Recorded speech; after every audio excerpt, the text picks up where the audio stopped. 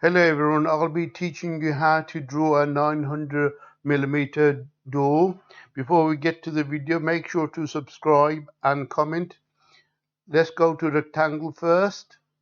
The door frame is 50 by 100. That's our first frame done. Let's go to OSnap and make sure the extension is enabled.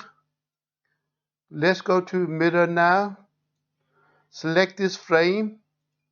Pick up that corner, and as we move across you will see a dotted line.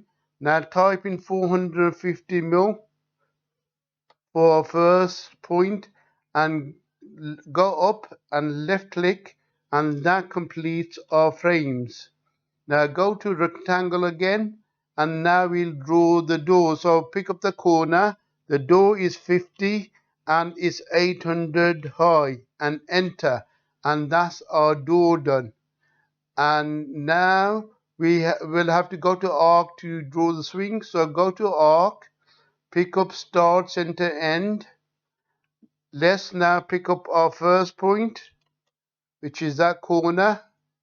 Now we will pick up the second corner, which is that one, and we will move the cursor up and left click, and that's our door done.